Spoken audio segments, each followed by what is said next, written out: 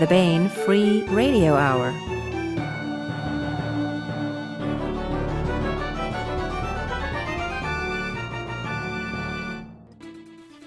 On this week's podcast, we examine the exploits of technologically enhanced Cobra warriors caught in a web of strategy and intrigue between the dominion of man and its alien enemy.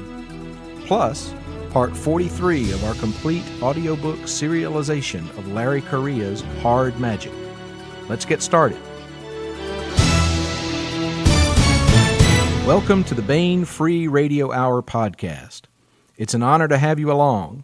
I'm contributing editor Gray Reinhardt, sitting in for Baen editor Tony Daniel. New York Times best-selling author and Hugo Award winner Timothy Zahn joins us to talk about Cobra Outlaw, the second book in the Cobra Rebellion series, the third series of Cobra books published by Baen. And we also continue with our complete audiobook serialization of Larry Correia's Hard Magic, as read by Bronson Pinchot. And now, here's the news.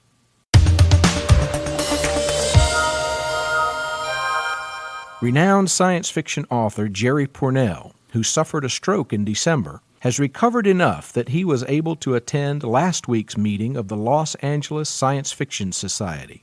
We congratulate him and wish him a continued speedy recovery. Turning our eye to this week in history, the last week of January has seen some remarkable findings in astronomy, at least according to Wikipedia.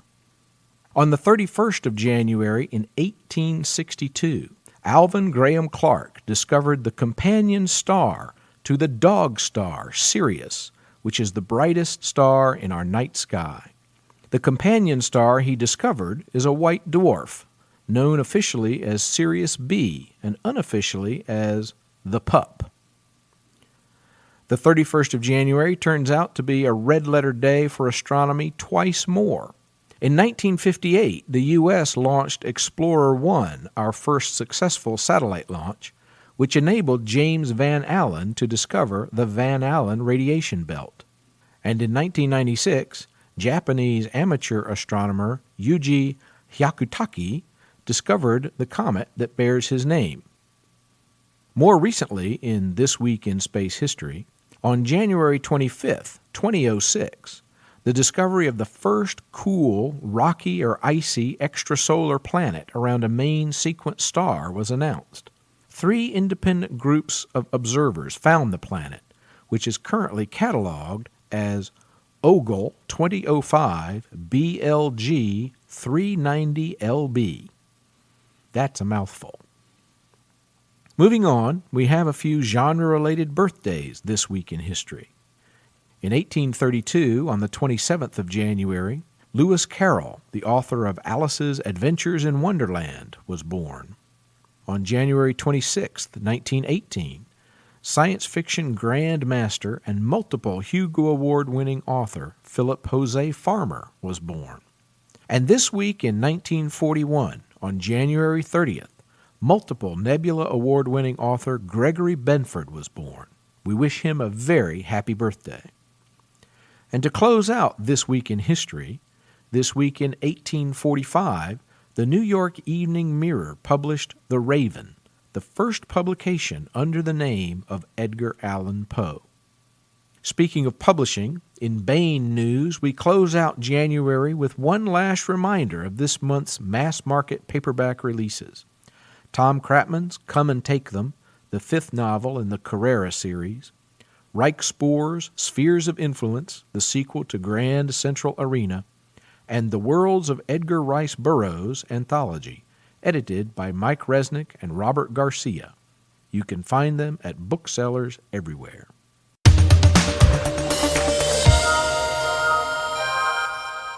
Hugo Award-winning and New York Times best-selling author Timothy Zahn brings hard science credibility to the fast-paced Cobra military science fiction series.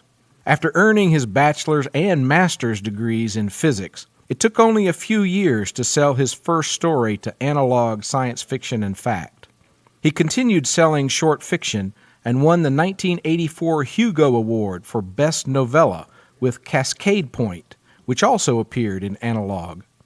The very next year, Baen published Cobra, and he completed the first Cobra trilogy in 1988.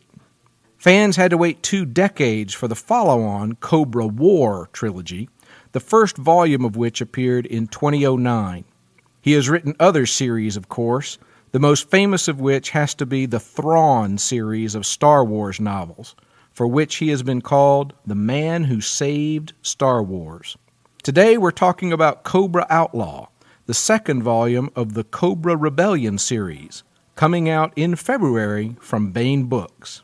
Tim, it's great to have you on the podcast today. Hi, thanks. It's nice to be here. Tim, the idea of the super soldier or the enhanced soldier has been around for quite a while, but I'm curious as to what inspired you to create the Cobras. Cobra, Johnny Moreau, the first Cobra, was actually a novella, or maybe it's a novelette, back in analog, back in the early 80s. It was a short story called When Johnny Comes Marching Home. And the impetus for that was the idea of a soldier coming home with his weapons still implanted in his body, the way the Cobras were set up.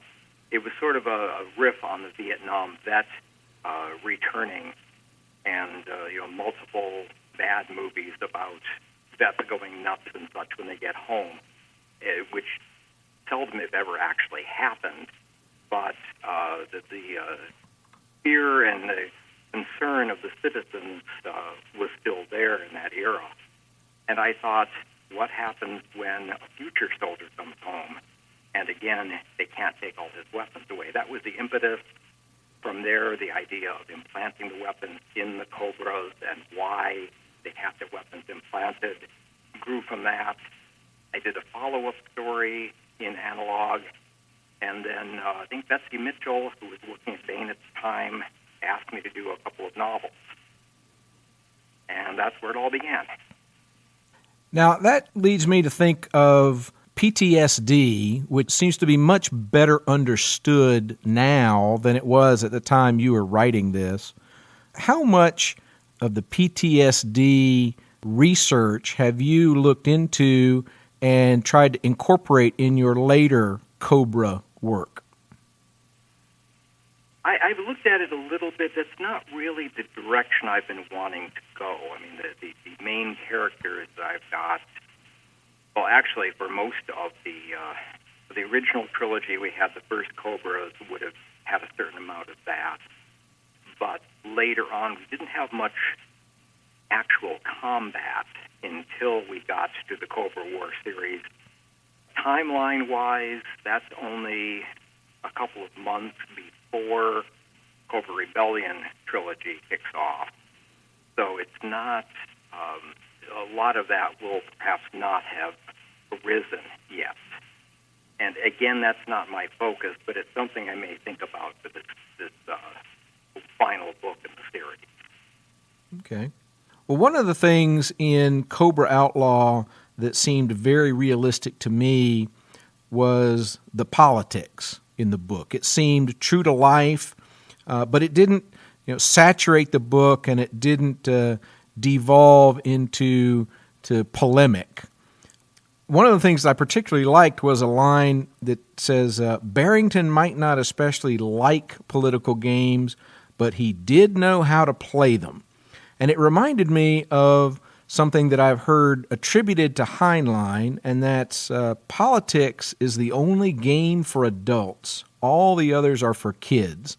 And I wondered if that was a little homage that you snuck in there. Nothing directly. I read my fair share of Heinlein growing up. I did not remember that quote, which doesn't mean necessarily it didn't stick in my brain, just not on a conscious level. It's an interesting. I don't particularly like playing politics myself, but I can write characters who do. A lot of that is going for power or influence or getting your way, and I'm just not very good at that sort of thing. I would also sort of disagree. I think chess is for adults too, but I digress. I do know some people, some writers who are quite good at the political game. and usually gets them what they want. Occasionally comes back and bites them on the butt. But that's, I guess, part and parcel to that particular game. That's part of the risk of it. That's true. Still on that topic, one of the things that I appreciated was an observation in the book that the ranchers and the foresters and the small town people had developed different outlooks on the state of things than the city people had. The walls around the city might remind the city dwellers that there are dangers outside, but they don't face them every day the way the ranchers and the farmers do. Now, did you intend that as any type of commentary on the difference that we see in our country today between the people in rural areas versus urban areas? Not as a specific, okay, let's put in modern-day America and this sort of thing. It's just one of the jobs of a writer, a science fiction writer in particular, is to do the consequence testing. If this situation exists, what are the consequences of it? And the way I've styled the Cobra world with spine leopards and such still roaming around, okay, what are the consequences? Well, the rural areas are going to see these things much more often than the city people will, and they will be more reliant on the cobras than city people will, and therefore their attitude toward them will be much different. So it's not a specific reference to America. It's more of a, this is how people react. They form their opinions and their thoughts and their judgments based on their lives and what is affecting their lives. Well, I think that you do a great job of showing that different people in different areas have different experiences that they bring to their current situations, and it affects their reactions. And I liked the fact that you show that in the aliens as well. For instance, the Troft are not homogeneous the way we see a lot of aliens depicted in other science fiction, but they have their own factions and competing interests, and those kinds of things come to play in the novel and in the series. Now, I wondered, did you have any, again, going back to how we develop things, did you have any terrestrial examples in mind when you came up with the Trofts and their take on the world? Nothing specific. Again, it's just we've got the Trofts live in a huge region of space and lots of planets. The whole idea of anything too large being governed from a central location, it always gets a little impractical, whether it's, sometimes I think our country is too big to really be governed properly from a central location. I think that's why the founders tried to limit the federal government and keep more of the power to the states, which has slowly changed over the centuries. And the idea that the Trofts would have their own interests, their own rulers. Just looking at the world around us, we see a lot of that happening. In fact, even in wartime, I've done a fair amount of reading about World War II, and the history books you read in school don't show how much squabbling there was between the factions and the allies on both sides. The Brits and the Americans got into tussles here and there. The American Navy and Army and Marines got into political and infighting right in the midst of a war. So it's very human nature, and apparently it's Troft nature as well. And I think it's something that gives the book a realistic feel that, honestly, I have missed in other things that I've read and TV shows that I've watched and movies that I've seen that paint the alien adversary as if they are all of a type. And I think you do a great job of illustrating that, yes, these aliens are alien, but they have their own worlds and their own interests, and I found that to be very refreshing. Thanks. it also makes for a much more interesting story. But instead of the monolithic alien threat, you have all sorts of little factions who are working against each other. And we, our heroes, can sometimes play them against each other, sometimes are trying to figure out what the scorecard is going into this. Sometimes we're hopelessly lost. And I have some more of that infighting, or at least maneuvering for position, going on in the third book of the trilogy. Well, speaking of being hopelessly lost, again and again, as I read the book, I was reminded of Sun Tzu's statement that all warfare is based on deception.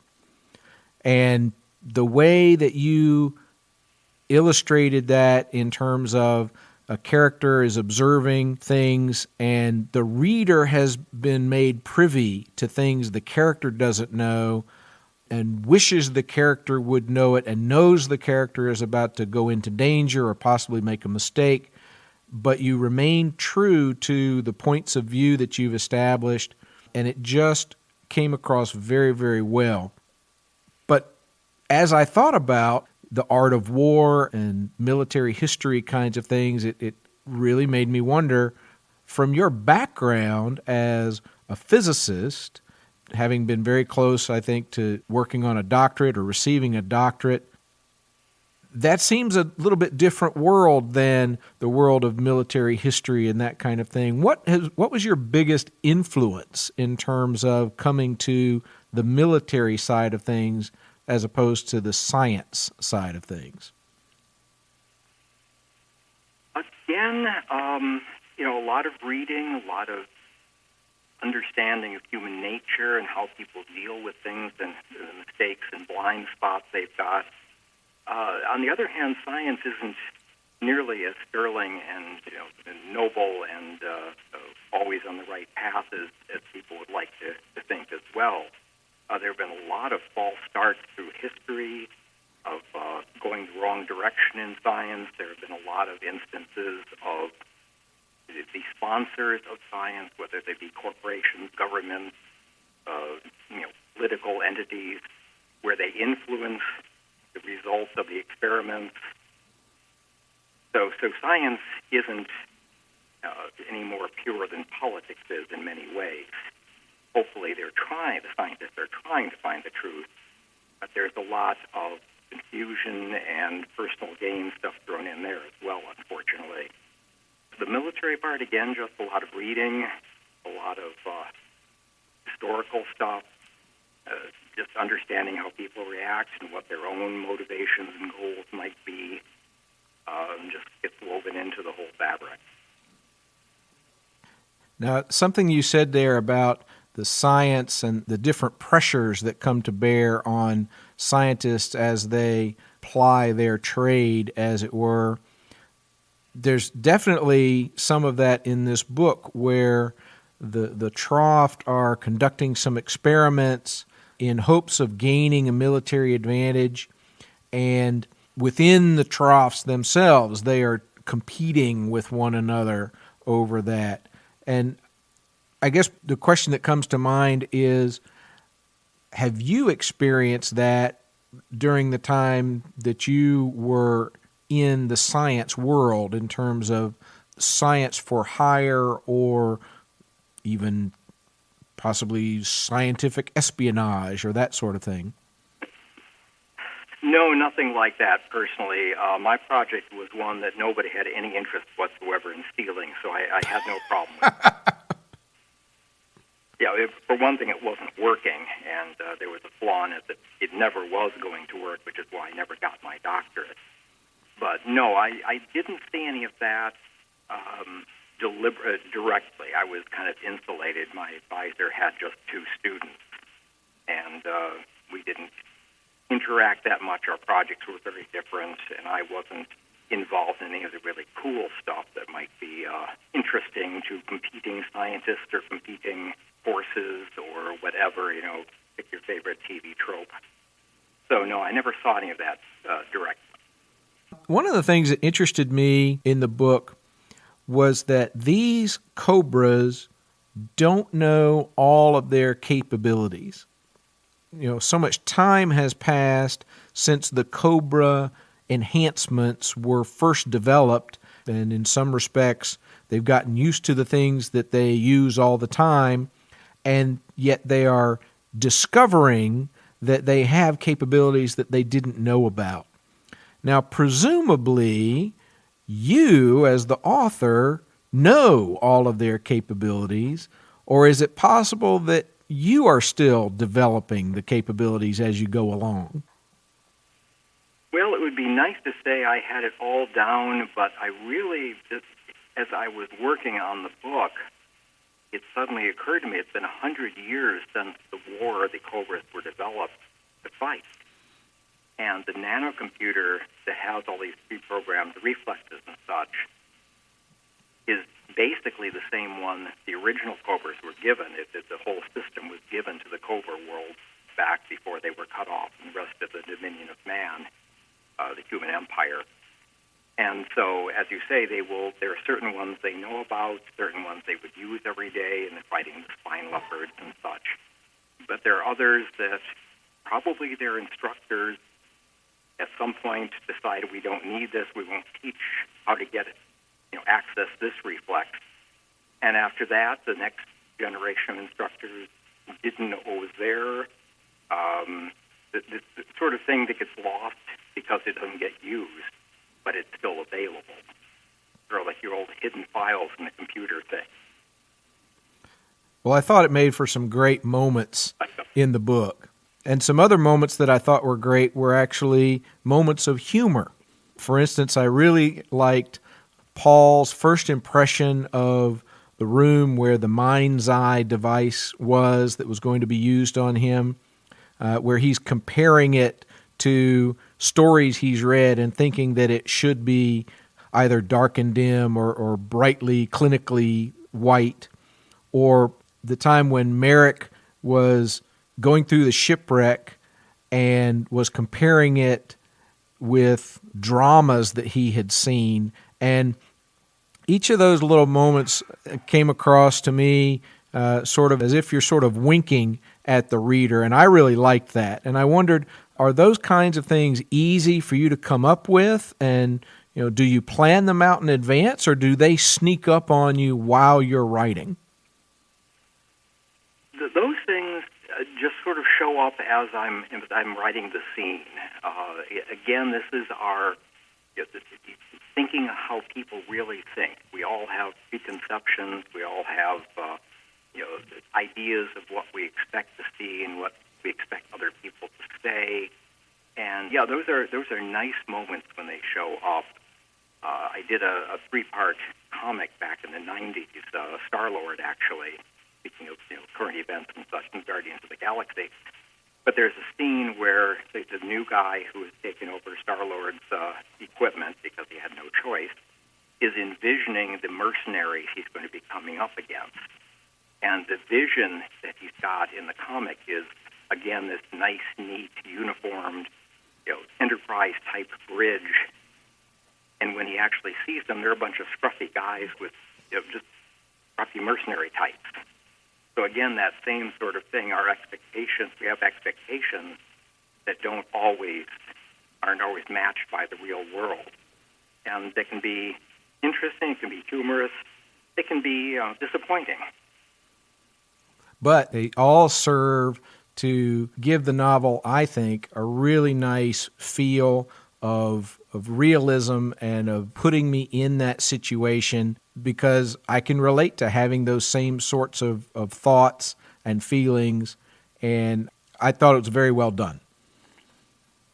Well, thank you. That's exactly the purpose. These are supposed to be real people, and the reader is supposed to be able to identify with them. And yeah, I would react that way in that situation. Yes, I can see the conflict he's got between what he should do and what he really wants to do, etc. And that's how you create memorable and identifiable character. Expectations being either met or dashed is just part of what makes a real person.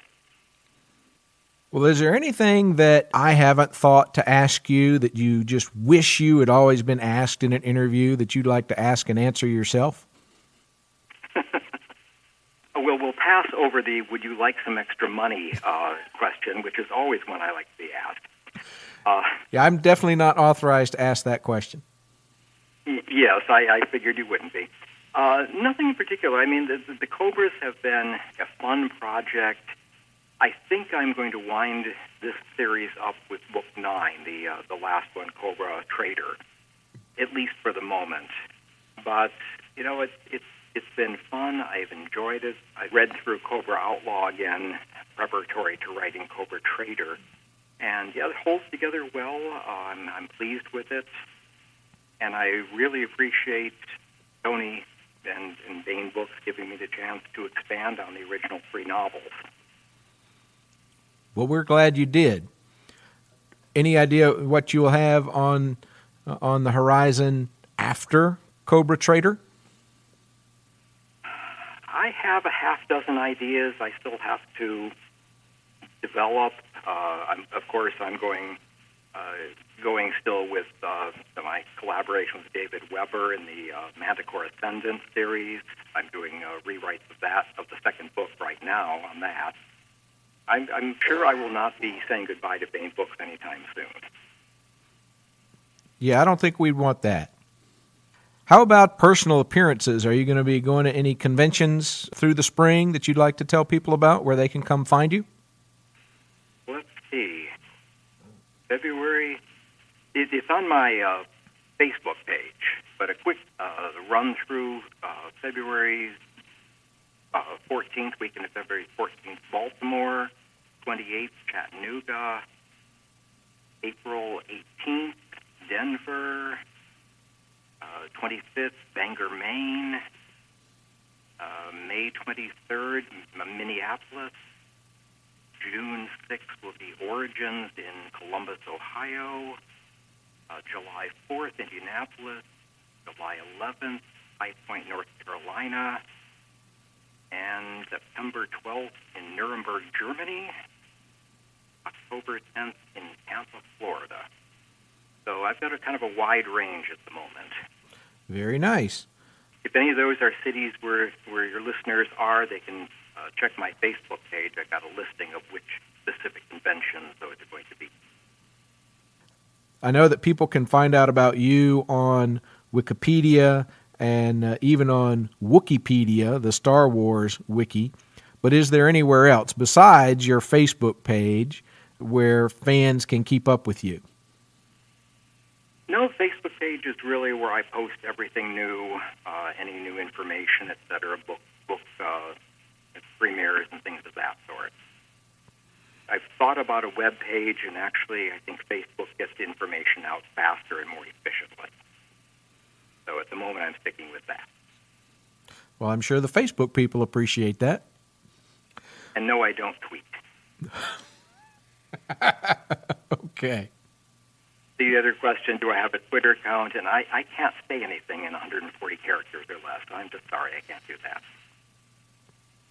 Well, that's okay. I'm sure everyone will forgive you that. Well, Tim, thank you very much for spending some time with us on the podcast this week. And I, for one, look forward to seeing you over the summer when you come down here to congregate in High Point, North Carolina. And I'm sure our listeners will be lining up to see you at your other conventions through the year. Well, I hope so. That's the point of going to conventions, is to meet the fans and the readers. All right. Well, thanks very much, and have a great day. Okay, thanks very much.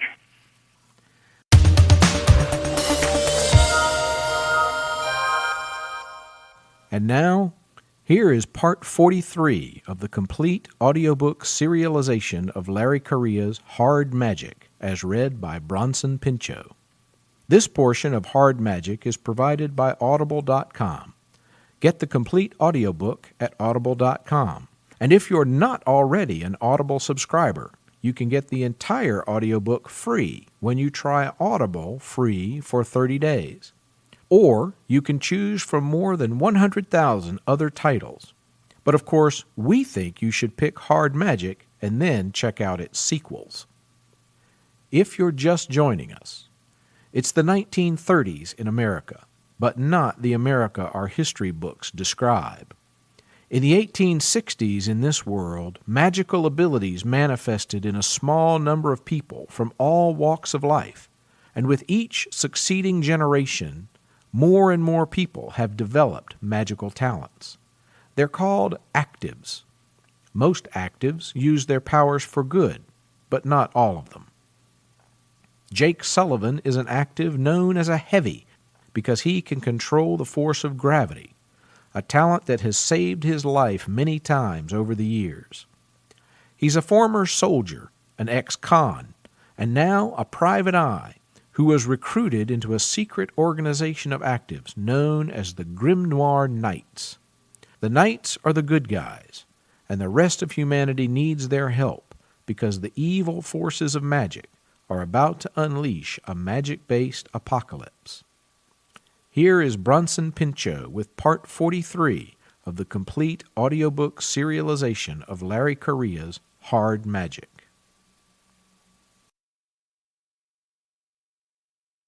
Chapter 19.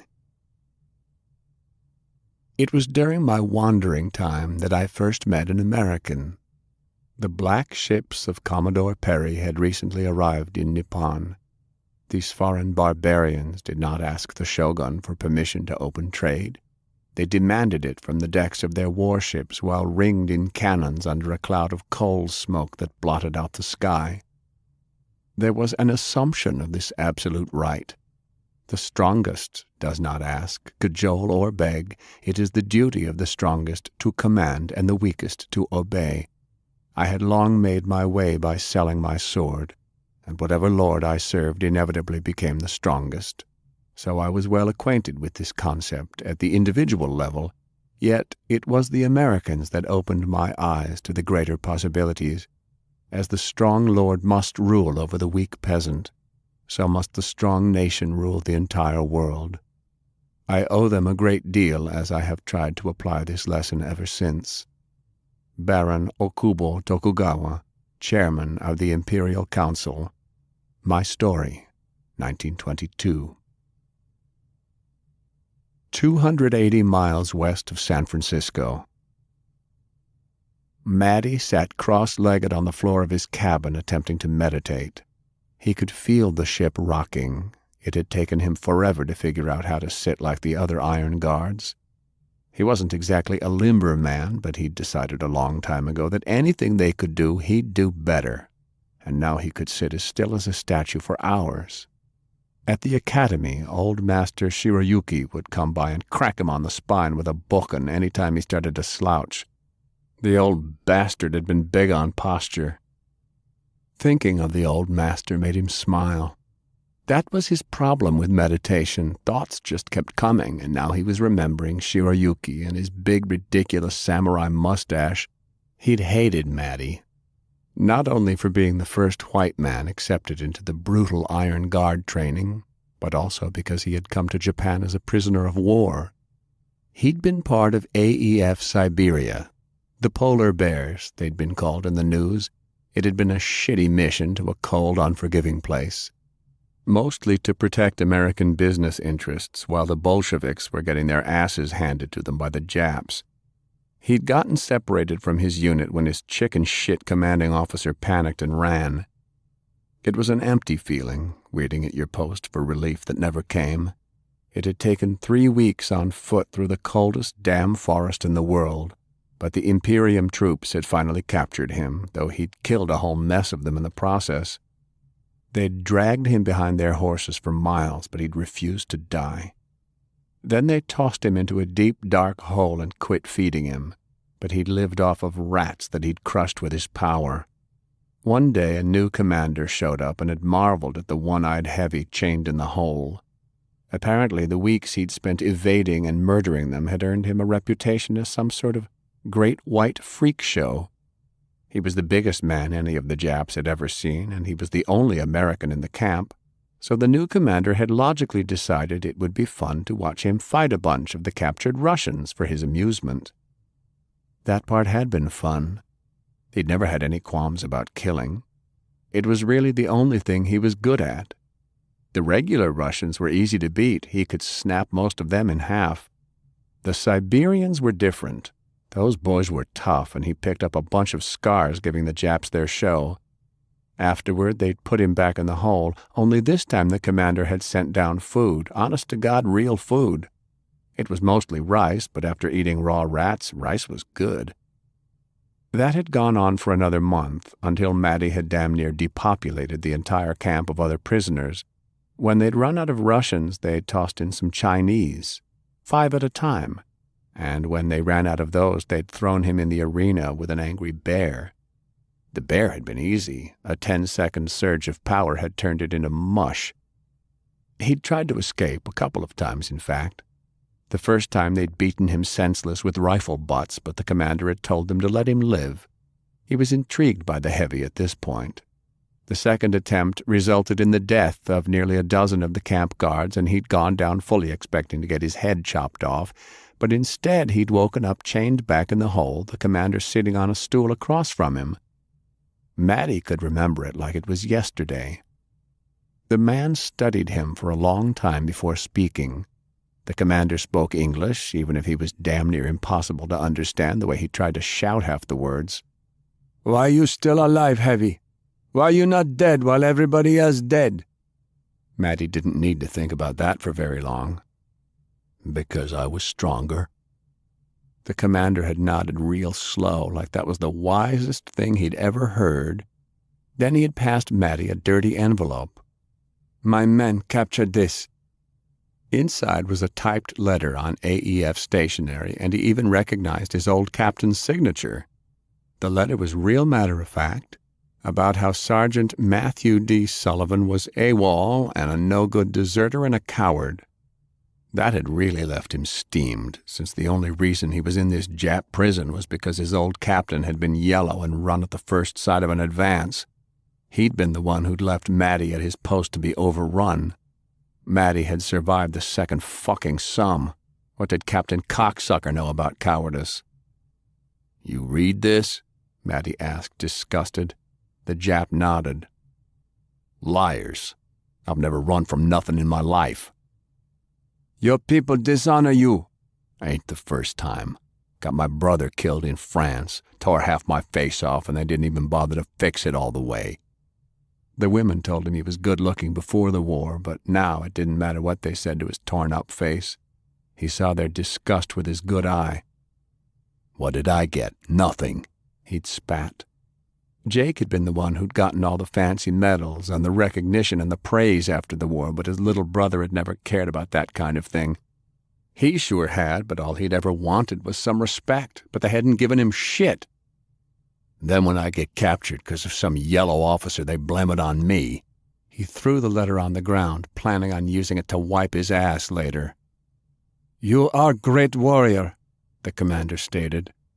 "My men told stories of how hard to catch you it was in the forest, how you killed many men. You put fear in their hearts. It is hard to make Imperium man fear. You're strong. Strongest should be most respect." "Hell with 'em," Matty agreed, really studying the commander for the first time. He was tall for a Jap, otherwise nothing special to look at, but he emanated a quiet confidence. Matty could tell he was some sort of active by the way he carried himself. "Yes. You think you're strongest? Prove it. Make pact. We fight. You beat me, you free go." He'd had a good laugh. "No shit." "Shit not.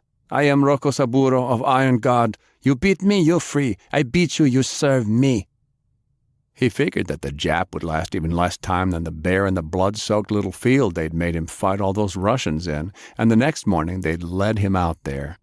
The whole Jap battalion had shown up and was standing in a big circle watching, excited. They had bayonets mounted, and he was no sucker. When he won over the crazy little man, they were sure as hell going to stick those long bayonets in him, no matter what, but maybe he'd get to squish a NIP officer in the process. Rokusaburo had been waiting in the middle, shirtless, his body covered with strange, intricate scars. He bowed. The little man destroyed him. Afterward, when he'd regained consciousness, Rokusaburo had come to him again. What were all those burns on you? Kanji, to grant me more power, Iron Guard unbeatable, Iron Guard strongest of all. Then I want to be an Iron Guard, Matty told him. To his credit, Rokusaburo didn't laugh. He'd only given him that same slow nod, and Matty's education had begun. Back in the present, Matty's nose itched, but he decided not to scratch it. It was probably from that damn incense that was stinking up the ship's cabin. He might be lousy at meditation because he couldn't stop thinking, but he could control his body. What had gotten him thinking? Oh yeah, that asshole, old Master Shirayuki. Rokusaburo had gotten him into the academy. Matty had forsaken his country, his old ways, and sworn allegiance to the Imperium, but he'd felt no loss. He felt no loyalty. All his homeland had ever given him was pain and betrayal. They'd used him, hurt him, killed the only decent folks he knew, then called him yellow and left him to rot. The Imperium at least appreciated strength.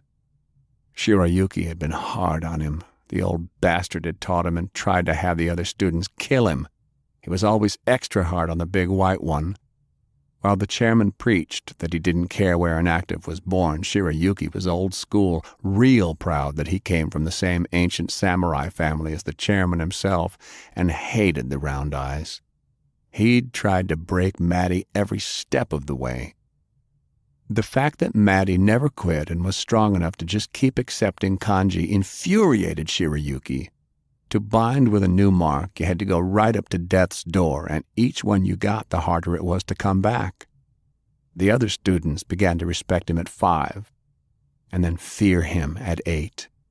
The chairman took a personal interest in Matty's education, realizing how valuable it would be to have an operative able to move seamlessly in America. Plus, he was a sort of vindication of the chairman's beliefs, of his vision for a perfect world ruled by the strong and the wise. The chairman had taken him under his wing, showing him the dark secrets, the truth of the power. Matty did not just follow. He believed. Then old man Shirayuki had dared to publicly disagree with the chairman, saying that only the superior Nipponese should be Iron Guard. The chairman had replied with his usual wisdom that the power lived inside their bodies where all blood and bone was the same color. Shirayuki had been chastened, dishonored, and when he was no longer in favor, Matty struck. He'd waited until he had received his 10th kanji before challenging the old master to a trial by combat. He had been honor-bound to accept. He'd ripped Shirayuki apart like he'd been one of the Russian prisoners in Rokusaburo's camp. The memory of the old man's arms coming off in twin fountains of blood and the samurai screaming through that ridiculous mustache made him grin. He opened his eyes. Hell with it. The chairman was a big fan of meditation, but reaching inner peace wasn't exactly his thing. The chairman taught that with proper clarity you could actually converse with the power. Matty didn't know about that, but if the chairman said that's how it was, then that's how it was. Unlike the people he'd sworn allegiance to before, the chairman never lied. There was movement in his bunk. Toshika was awake, watching him. She'd pulled the sheet up to cover herself, feigning modesty. The shadow guard was such a tease, but damn if her academy hadn't taught her in all the arts of espionage. He could barely feel anything anymore, but he had felt that. He realized she'd been counting his scars. How many kanji have you taken? 13. He rose, retrieved his shirt, and threw it on. He still ached from all the wounds the Grimmies had inflicted on him, but that healer bitch had done as she'd been told and fixed him up, and he'd only had to smack her in the face a few times to get his point across. More than any other man in the world. She either really was impressed or she faked it good. He never could tell with a shadow guard. They were such trained chameleons that you never could tell where the real person began and the act ended. They were spies and assassins that could be whatever you wanted them to be. Even more than the chairman? He snorted and buttoned up his shirt. The chairman don't need no marks on him. He just goes right up to the power and takes whatever he wants. Us mortals need the kanji just to keep up. He knew it was true. The chairman was the greatest of all. He wasn't just strong, he was smart, too. He even painted and wrote poetry that Matty didn't really get, but all the other Iron Guard always kissed the chairman's ass and told him how great it was. If the chairman wrote a haiku, you could damn well better believe it was the best haiku ever. Toshiko dropped the sheet. I bear 5. Her kanji were much smaller, more discreet, almost graceful. The Shinobi Academy Magi were artists compared to the Unit 731 butchers with their glowing red-hot branding irons. She fingered each one reverently. Hearing, stealth, strength, sight, vitality. Yep, I see 'em. Not that he was looking at her scars as he shrugged into his shoulder holster. Get dressed. Our ride will be here soon. I'll grab the prisoner. You really believe that soft thing will be of use? Matty shrugged. We'll take her to Nippon, break her and rebuild her. If she sees the light, then sure. An old Iron Guard had been patient and shown him the true way once, and he owed Rokusaburo his life for it. Too bad his blood brother had killed his spirit brother, but he'd already balanced those scales. I figure I'm doing her a favor. Toshiko sneered. And if she does not see it that way? There were schools all over the empire for training actives, and not just for volunteers either. The chairman's instructors had ways of making people catch the vision. Those deemed unfit were used in the experiments. Then she goes to Unit 731. Throw her overboard and let the sharks take her, she suggested. It would be more merciful. Matty slid down the ladder into the hold of the ship. His boots hit the steel grate and he started down the corridor. He had to duck to keep from hitting his head on the pipes. The crew averted their eyes and got out of his way. They were loyal Imperium subjects, and they knew not to keep an Iron Guard from his business. They'd boarded the cargo ship and made it out of the harbor before the authorities had locked down the coast. Officially, they flew the flag of the Free City of Shanghai, but this was the same vessel that had brought in his reinforcements. Shanghai was only free as long as it was convenient for the chairman for it to stay that way. The emergency radio broadcasts that morning had been priceless. His ruse had worked. Word had already leaked to the press about the anarchist propaganda scattered at the Peace Ray. All the known commie-backed agitators were getting rousted as the real culprits sailed away. They were going to be picked up by an Imperial airship and rushed home. And by the time he'd be soaking his feet in Edo, the American actives would be feeling the heat. If he was really lucky, there would be a crackdown. Anything that caused dissension in the enemy's ranks would only swell the Imperium's own. The corridor stunk of diesel and body odor. The paint was peeling and the tub rusting, which normally would be unacceptable in an Imperium vessel, but this one had to keep up appearances as being a low-class merchanter. Matty found the door and spun the wheel. It creaked violently as he pulled it open. The healer was on the floor. She closed her eyes as blinding light spilled into the tiny cell. She was pathetic, filthy, her clothes ripped, her wrists bound behind her back with cord. I wonder if this was how Rokusaburo saw me. Probably not, because he had at least been tough. This grim noir girl was soft, and the only reason he'd thought to bring her along was the sheer rarity of healers. "Get up," he ordered. She whimpered, so he kicked her in the leg. Not hard enough to hurt, but hard enough to let her know he was serious. "Get your ass up, or you'll really feel the boot." He reached down, grabbed her by the arm, and jerked her off the floor. "I got a flight to catch." "Where are you taking me?" she asked, grimacing against the pain. He thought about backhanding her, but it was a fair question. "Nippon. From there you'll go wherever the chairman thinks is best." She limped along as he pulled her into the corridor. "If you're lucky, you'll stay at an Edo school to serve. If you piss us off, you're going to Manchukuo. Trust me, sister, you don't want that. You're too pretty, and those mutants are awful lonely." There still was defiance in her eyes. He could see her thinking about how she would never serve the Imperium, but she was smart enough not to say it out loud. "Fine. We'll see how tough you are when the branding iron comes out," he said as he dragged her along. Toshiko, Hiroyasu, and the others were waiting for them on the deck. The sea air felt cool on his skin. In the distance to the east, a black shape was growing. It was the chairman's new flagship, fresh off the UBF assembly line, heading home for the first time. The most advanced hybrid dirigible ever developed, and the chairman had it diverted to pick up his Star Iron Guard so that he could return home in honor. "It's beautiful," Toshiko muttered. It really was.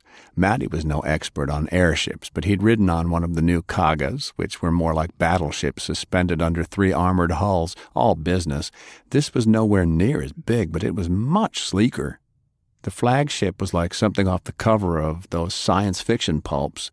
It also had 3 separate hulls, like long gray cigars, but the outer 2 were angled inward at the front, and the whole thing was covered in a housing of rooms, balconies, and glass enclosures, giving it an overall triangular shape. It was driven by 20 roaring engines, both lifted and fueled by hydrogen, and it would be crewed entirely by actives. The Imperium had not developed its airship technology as rapidly as the Americans, and when Matty had heard that their new flagship would be built by UBF, he'd been offended. But those thoughts were forgotten as he saw the gleaming beast coming toward them. Their cogs would catch up. They'd even improved on UBF's original Kaga design by adding hydrogen-powered peace rays. It was only a matter of time until the Imperium was able to produce marvels like this at home, but in the meantime, the chairman would ride in style. "Da Nippon Daikoku Kagun Tokugawa. It is called the Tokugawa in honor of the chairman's family name," Hiroyasu said reverently. "I thought you didn't name a ship after somebody until after they died," the Grim Noir healer said. "Maybe we'll get lucky." Toshiko slapped her to the deck for her insolence. "He's immortal," Matty said. "We didn't feel like waiting around." The 4-engine amphibious PBY Silverado biplane had flown west until the Presidio, then San Francisco, then finally the blackened coast had been lost. Sullivan watched out the rear window of the cargo plane until the final line of land disappeared, then moved forward to take his seat amongst the cargo headed for Pearl Harbor.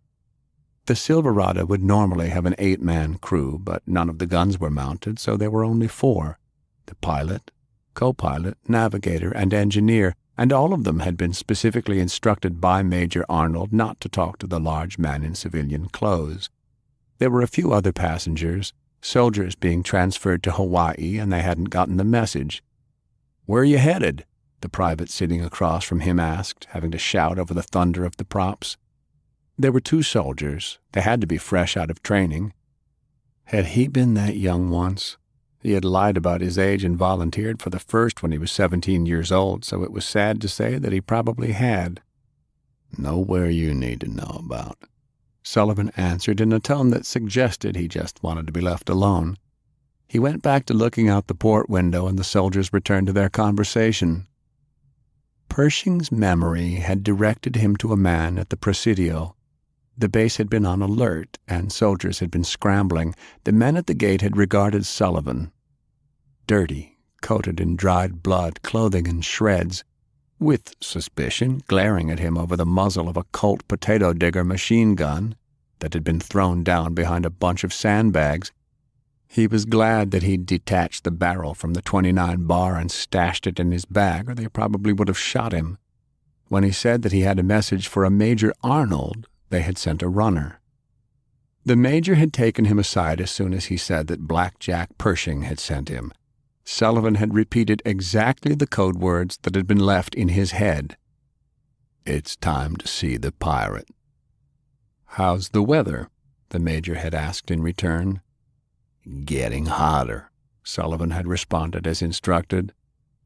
"That's why we need the weatherman." The Major's expression had turned grim, but he had immediately given him a place to clean up and had sent someone to fetch him some food and a change of clothing.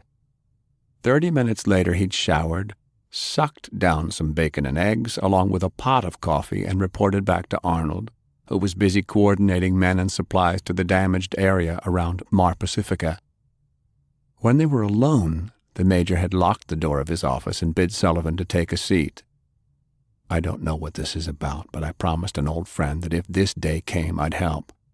I've got a Silverado leaving for Hawaii in 20 minutes. You'll be on it."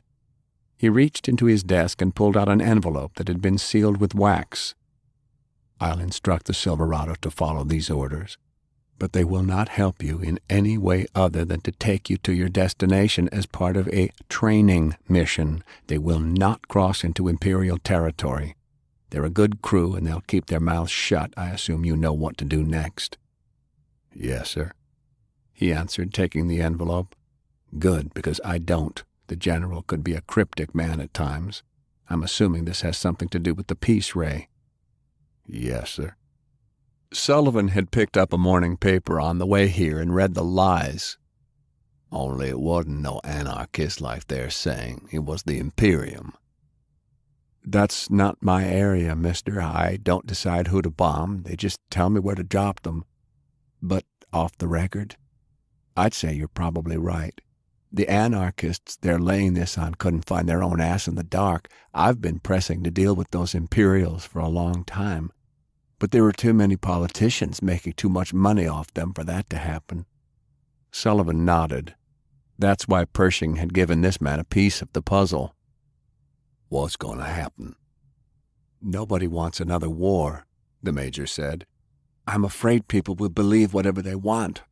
I think they're fools. War's coming, no matter what we say. All I can do is make sure my little corner of this machine is ready to fight." There was a knock on the door. "Now, if you'll excuse me, Mr. Man, whose name I probably don't want to know, duty calls." Sullivan had returned his salute smartly. "Duty calls." The view out the window of the Silverado was breathtaking, but his thoughts were elsewhere. Huge fuel tanks hung pendulous between the wings. Pontoons even larger were below that. The ocean was dark blue as far as the eye could see. A dark shape came into slow focus as they drew near. It was an airship, and one of the biggest he'd ever seen. It was so far away that it was hard to make out details. "What is that thing?" one of the soldiers asked. "That? I read about that in the paper yesterday. That's the Imperium's new super airship. That Stuyvesant made a pretty penny off that pig, I'd bet," the other answered smartly.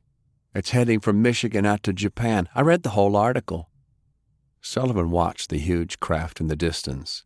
His scalp prickled at the sight of the rising sun painted large on the outer hulls. These were the bastards who'd robbed him of Delilah. Not the same bastards, but they worked for the same madman. Not that being angry did him a lick of good. The Silverado was unarmed, and that monster sure as hell wouldn't be.